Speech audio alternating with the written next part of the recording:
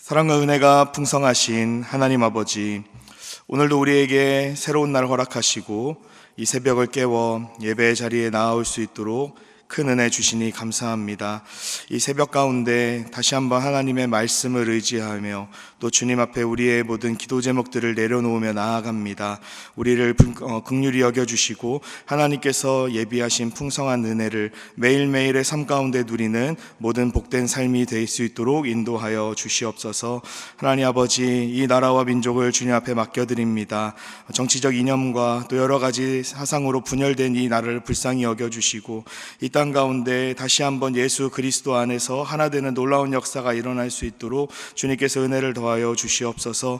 모든 어지러운 정치와 경제와 사회와 문화의 모든 영역 가운데 하나님께서 다스려 주시고 또 주님의 임재를 경험하는 복된 대한민국 땅이 될 수 있도록 주님께서 인도하여 주시옵소서.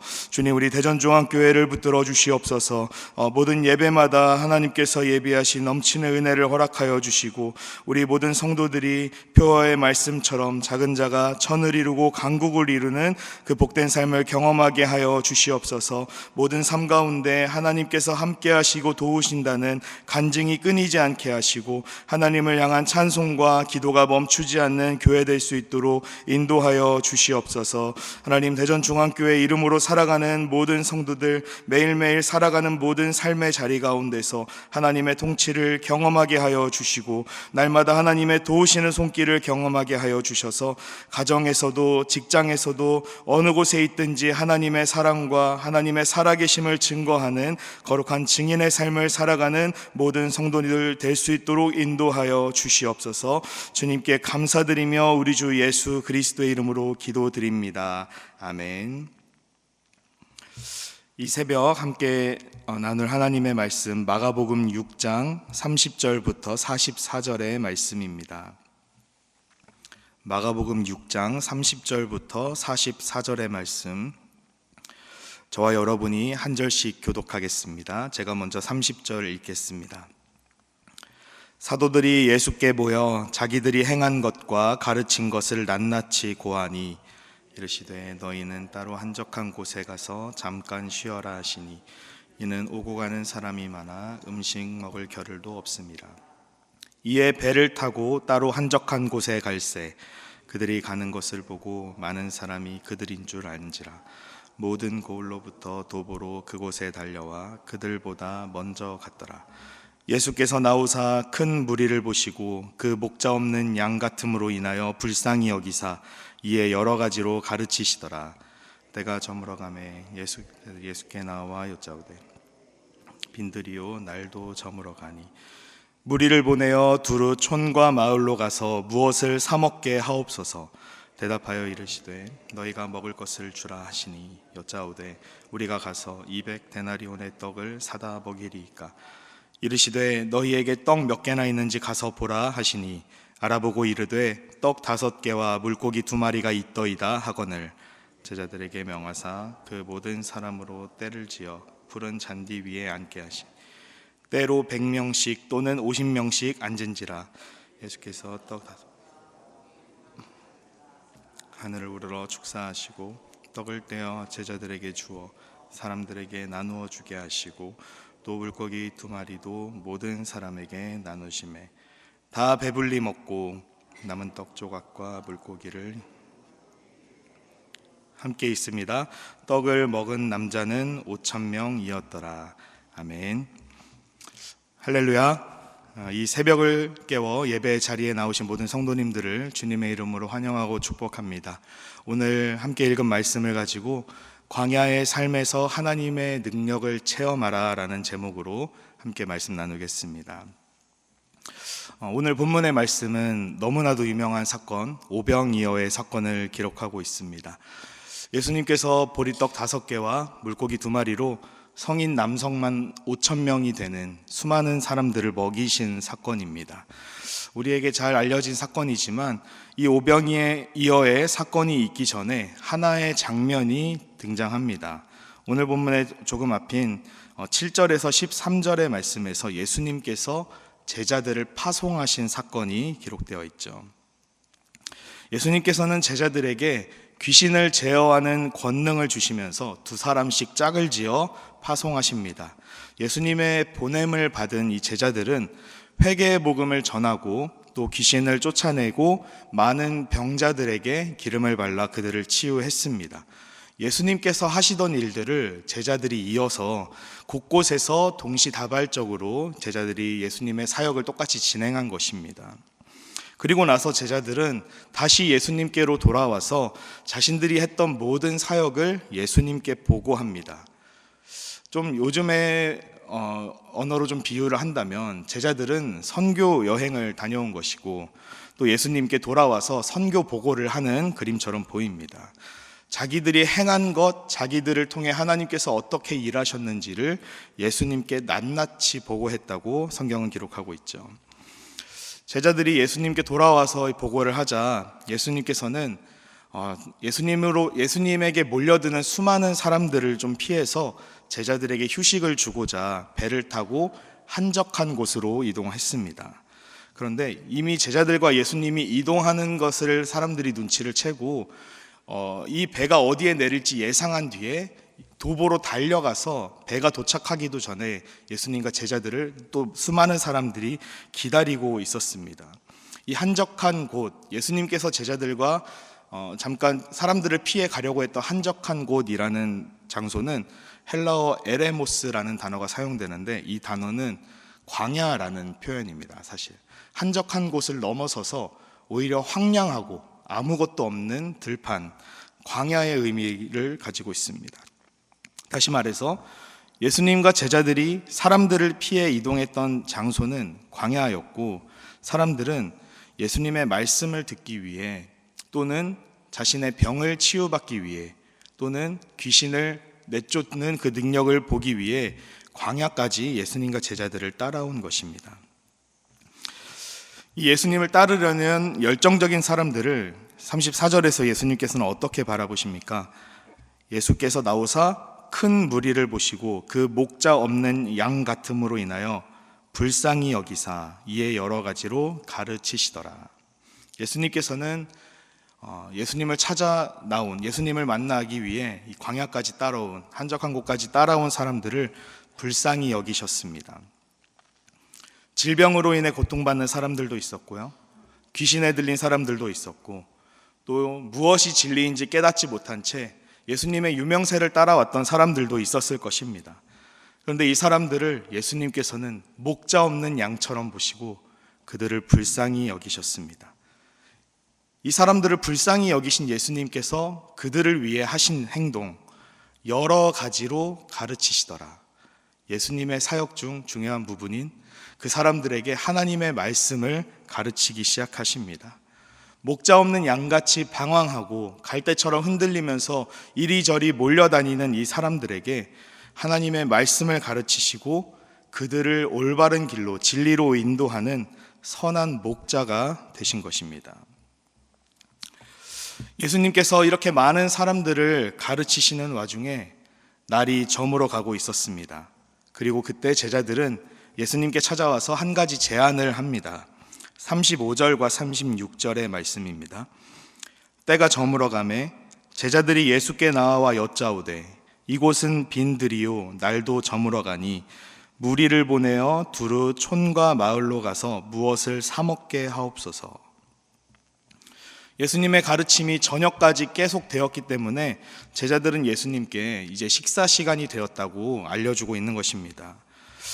식사 시간이 되었지만 수많은 사람들을 먹일 만한 돈이 예수님과 제자들에게는 없었습니다.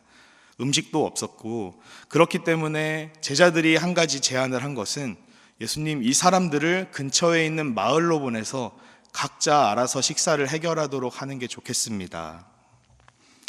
제자들의 제안은 적절한 제안이었죠. 말씀을 듣는 것도 물론 너무나도 중요하고 하지만 일단 식사를 함께 하는 것이 이 식사의 문제를 해결하는 것도 중요했기 때문입니다. 그런데 예수님의 대답은 제자들이 전혀 예상하지 못했던 대답이었습니다. 37절에서 예수님께서 이렇게 말씀하시죠. 너희가 먹을 것을 주라.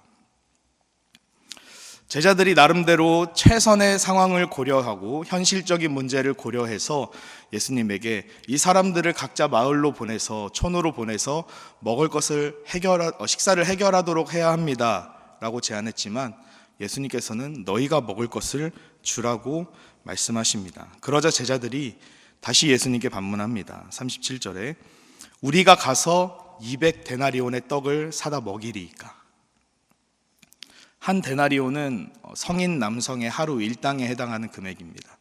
오늘날로 치면 제가 아르바이트를 안 한 지 오래돼서 잘 모르겠지만 하루에 뭐 한 10만 원, 15만 원 정도 대충 잡는다고 치면 200데나리온이라는 돈은 3천만 원 정도에 해당하는 큰 금액입니다. 이미 제자들은 이 수많은 사람들을 먹이기에 어느 정도의 떡이 필요한지 계산을 끝마쳤습니다. 현실적인 모든 문제를 파악하고 이 정도면 해결할 수 있지만 우리에게는 그 돈이 없습니다. 그래서 이 사람들을 보내서 알아서 해결하도록 해야 합니다 라고 예수님께 제안했던 것이죠. 제자들이 예수님께 지금 반문하고 있는 우리가 가서 200데나리온의 떡을 사다 먹이리까 라는 이 질문은 진짜 우리가 그렇게 하길 원하세요? 라는 질문이 아니라 이거는 불가능한 일입니다 라는 말을 질문으로 돌려서 하고 있는 것이죠. 그러자 예수님은 제자들에게 다시 한번 질문하십니다. 너희에게 떡 몇 개나 있는지 가서 보라. 200데나리온의 떡이 필요하다는 것을 예수님도 알고 있었습니다.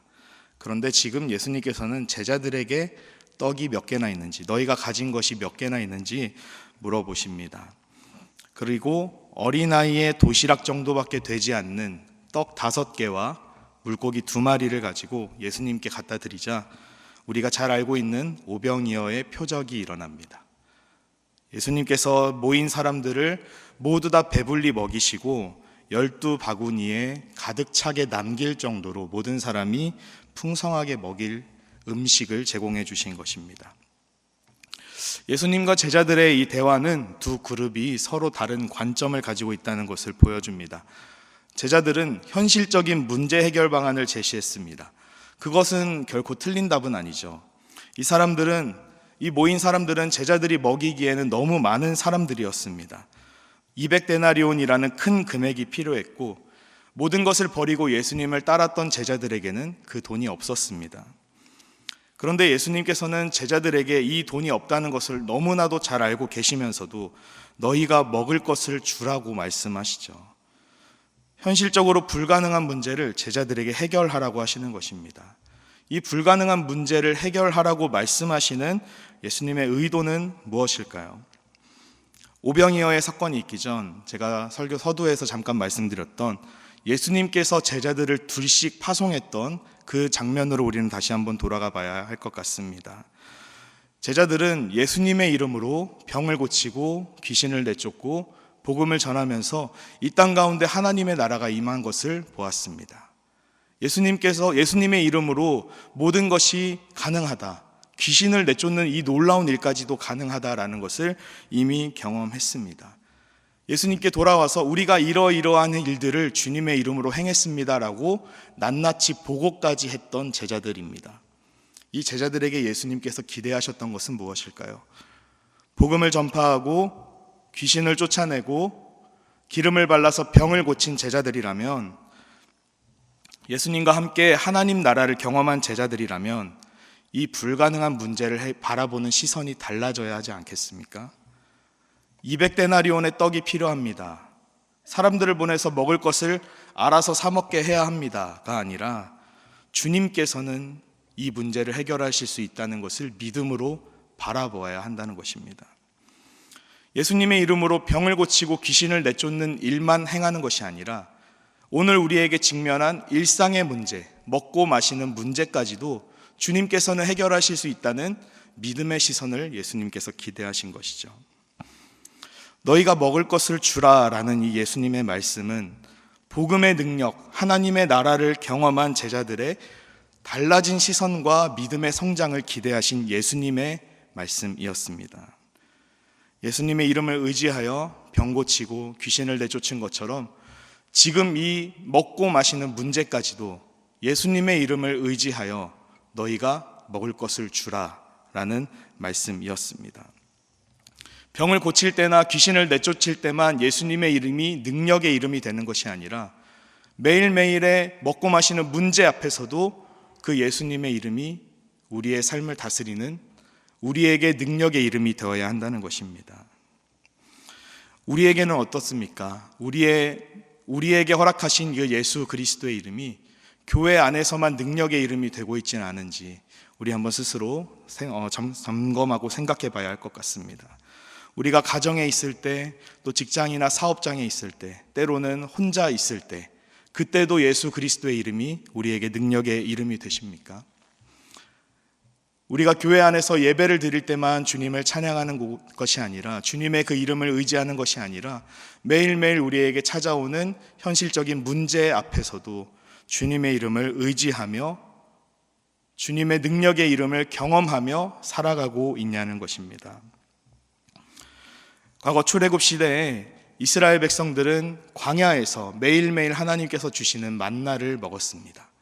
40년 동안 광야에서 만나를 매일매일 끊임없이 먹었습니다. 그것처럼 지금 이 땅 가운데 생명의 양식으로 하늘에서부터 오신 예수 그리스도를 통해 이 신약시대의 사람들, 마가복음을 기록할 당시 예수님으로부터 떡과 물고기를 먹었던 사람들은 하늘에서 온 떡이신 생명의 양식이신 예수님을 만나고 그 분을 통해 배불리 음식을 먹게 되었습니다. 그리고 그 예수 그리스도의 이름은 여전히 우리에게 유일한 생명이 되십니다. 목자 없이 방황하는 양같이 여전히 세상 가운데 주님을 알지 못한 채 살아가는 이 수많은 사람들을 불쌍히 여기시는 주님, 그리고 그 사람들에게 풍성한 은혜를 베푸시는 우리 능력의 주님 앞에 우리가 날마다 그 주님의 능력의 이름을 기대하며 우리에게 찾아오는 일상의 현실적인 문제 가운데에서도 주님을 나의 유일한 소망으로, 나의 유일한 생명으로 고백하며 날마다 그 능력의 이름을 의지하여 살아가시기를 주님의 이름으로 축원드립니다. 이 시간 우리 함께 말씀을 붙들고 기도하며 나아가겠습니다. 이 시간 말씀을 기억하시면서 기도할 때, 하나님 아버지, 오늘 하루도 우리를 긍휼히 여겨 주시옵소서. 우리에게 풍성한 은혜를 베푸시는 주님을 의지하게 하여 주시옵소서. 또한 우리에게 허락하신 하나님의 나라를 날마다 풍성하게 누리게 하시며 능력의 이름 예수 그리스도가 우리의 모든 삶을 다스리게 하여 주시옵소서. 주님, 특별히 우리에게 주님의 마음을 허락하셔서 여전히 세상 가운데에서 방황하고 있는 수많은 사람들을 긍휼히 바라보게 하시고 그들에게 우리의 선한 목자 되신 예수 그리스도의 이름을 전하는 증인의 삶을 살아가게 하여 주시옵소서. 또한 이 시간 함께 교회를 위해 기도해 주시기 바랍니다. 우리 대전중앙교회를 통해 하나님께서 기뻐하시는 뜻이 이 땅에 이루어지게 하시고 하나님 나라의 확장이 우리 대전중앙교회를 통해 이루어지게 하여 주시옵소서. 지역사회와 대한민국, 더 나아가 온 세상을 향해 일어나 빛을 발하는 교회가 되게 하시며 모든 성도들이 삶에서 복음의 능력을 경험하는 교회 되게 하여 주시옵소서. 이 시간 우리 함께 말씀을 기억하며 함께 간절히 기도하도록 하겠습니다. 주님을 한번 잡고 기도합니다. 주여, 사랑이 많으신 주님, 하나님 아버지, 오늘도 이 시간 말씀을 통해 우리에게 놀라운 은혜를 주시니 감사합니다. 우리의 생명의 이름 대신, 우리에게 능력의 이름 대신 예수 그리스도를 날마다 의지하며 주님과 함께 동행하는 우리 모든 성도들 될 수 있도록 인도하여 주시옵소서. 하나님 아버지, 우리에게 너무나도 우리는 연약하고 힘이 없지만 우리에게 생명 되시고 우리의 능력 되시는 예수 그리스도의 이름으로 매일매일 살아가기를 소망합니다. 이 세상 가운데 허망한 것의 뜻을 품지 않게 하여 주시고 우리의 모든 찾아오는 일상적인 삶의 문제 가운데에서도 예수 그리스도의 그 능력의 이름을 의지하며 나아가는 우리들 되게 하여 주시옵소서. 우리의 시선을 바라보게 하여 우리의 시선이 달라지게 하시고 복음의 하나님의 능력을 경험하며 또 하나님 나라를 바라보며 하나님께서 여전히 우리 가운데 살아 역사하심을 기억하며 믿음으로 나아가는 우리 모두 될 수 있도록 인도하여 주시옵소서. 하나님 스스로 한계를 정하지 않게 하여 주시고 우리가 주님께서 기뻐하시는 그 주님의 뜻에 먼저 내 마음과 생각을 복종시키며 우리의 모든 이성과 우리의 연약함까지도 주님 앞에 맡겨드리는 거룩한 삶을 살아갈 수 있도록 주여 인도하여 주시옵소서. 하나님 아버지, 주님께서 우리에게 주시는 풍성한 은혜를 오늘도 기억하며 말씀을 통해 주신 은혜들을 붙들고 나아가기 원합니다. 주님, 날마다 우리 가운데 찾아오는 모든 선택의 순간 가운데 그 능력의 이름을 의지하게 하여 주시고 하나님을 붙잡고 그 이름을 의지하여 담대하게 살아가는 우리들 되게 하여 주시옵소서. 먹고 사는 문제를 위해 주님을 이용하고 주님을 따르는 것이 아니라 정말 하나님께서 우리에게 주시는 그 능력의 이름을 붙잡으며 어떠한 상황에서든지 두려워하지 않고 담대하게 나아갈 수 있도록 하나님께서 우리를 인도하여 주시옵소서. 주님, 연약한 우리들에게 믿음을 더하여 주시고 우리 특별히 대전중앙교회를 통하여서 하나님의 크고 놀라우신 일들이 이루어질 수 있도록 주님의 나라를 경험하며 온 땅 가운데 이 세상 가운데 복음 전파의 사명을 감당하는 교회 될 수 있도록 역사하여 주시옵소서. 이 지역사회와 또 대한민국과 온 세상을 향해 일어나 빛을 발하는 교회 되게 하여 주시고 날마다 하나님의 인도하심을 경험하며 주님과 동행하는 우리 모든 성도들 될 수 있도록 하나님께서 은혜를 더하여 주시옵소서. 하나님, 우리 대전중앙교회를 통하여서 하나님께서 기뻐하시는 선하시고 온전한 뜻을 분별하게 하여 주시고 그 하나님의 놀라우신 능력의 역사가 우리를 통하여서 이루어질 수 있도록 주님께서 인도하여 주시옵소서. 아버지 하나님, 모든 상황 가운데 하나님께서 인도하실 줄 믿습니다. 하나님, 우리 가운데 함께 하시고 우리의 모든 기도 가운데 하나님께서 살아 역사하여 주시옵소서. 이 시간 다시 한번 기도하실 때 매주 목요일은 특별히 전도와 선교 사역을 위해 기도하는 날입니다. 이 시간 기도하실 때 주여 우리 위에 하나님 아버지의 마음을 부어주셔서 많은 영혼을 구원하는 데 쓰임받게 하여 주시옵소서. 우리 교회가 돕고 있는 파송 후원 선교사님들의 모든 가정과 그 먼 곳에서 사역하고 있는 모든 사역 위에 은혜를 내려 주시옵소서. 우리 교회가 전도와 선교의 사명을 감당할 수 있도록 성령으로 기름 부어 주시옵소서. 그리고 계속해서 담임 목사님을 위해 기도해 주시고 함께 동역하시는 장로님과 모든 교역자들이 사랑으로 하나 되어 온 교회가 성령으로 충만한 가운데 부흥의 역사를 이루게 해달라고 전도와 선교의 사명을 위해 합심으로 기도하신 후에 자유롭게 기도하시면 되겠습니다. 이 시간 기도하실 때 먼저 저를 따라해 주시기 바랍니다. 주여 아버지의 마음을 주옵소서. 주여 아버지의 마음을 주옵소서. 주여 아버지의 마음을 주옵소서. 주여 아버지의 마음을 주옵소서. 이 시간 다시 한번 주님을 한번 간절히 찾고 함께 기도하겠습니다. 주여, 살아계신 하나님, 오늘도 이 대한민국 땅 가운데 또 전 세계 가운데 여전히 하나님의 복음의 능력을 알지 못하는, 하나님의 사랑을 깨닫지 못하는 수많은 사람들